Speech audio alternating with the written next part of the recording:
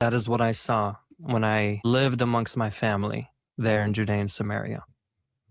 I was confronted with it over and over, and I tried to make excuses for it in my head. For example, I remember I was just with one of my cousins, and one of his friends was there, and Hitler came up. Just the man Hitler came up, and he was just telling me straight to my face, Hitler is my hero.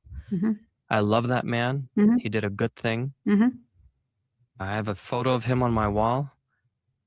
And then later on, I'll talk to my uncle, and the Holocaust would come up, and he would say, well, the Jews, they ask they questions. began They to deserve start it. problems. The problems was that they probably asked too many questions. Always questions. And so, Hitler just had to take care of it. Yeah. And I would hear these extreme, even for me, still growing up in a Palestinian community, but in the United States, this was just vile to me. And then I would see all the murals of all these martyrs all over our village, or when we would visit Bethlehem, and there would be murals of Palestinian martyrs all over.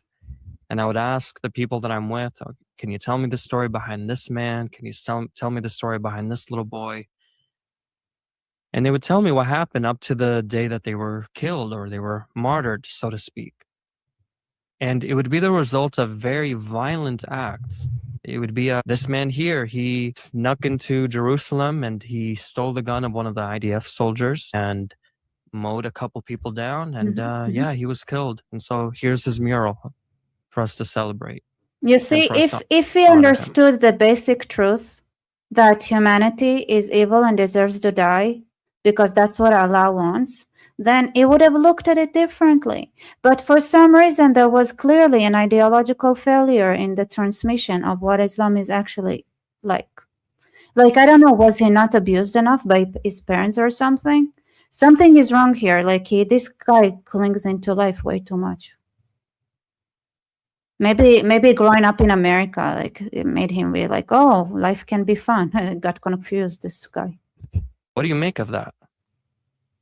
What do you make of that as someone who grew up in the Western world, who heard martyrdom being described in a very different manner? When I learned about martyrdom in schools, I would learn about, Christians losing their lives over their faith, simply for their faith. They weren't violent and then had a response of violence and then were killed.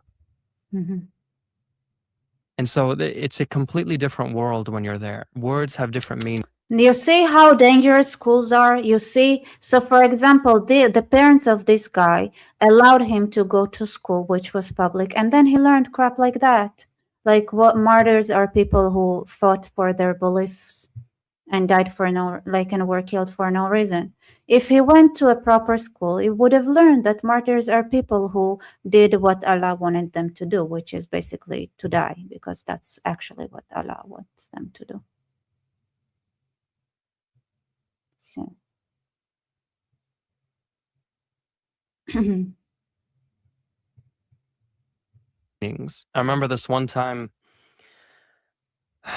I was just walking around and I hear a helicopter beginning to circle over our village and then go to the village next door. And then they went to one of the nearby settlements. It looked like they were on a search. So what we are learning, like, hey, by the way, I want you to understand that point more, because I'm going to drill that in. All right. If you come to this kind of children, because you can do it even in the supermarket, and you hear something from a child and you present a concept that the child was not exposed to before, you can change you can completely change their understanding of and perception of reality, because you actually introduced a new option, a new choice that they didn't know that existed.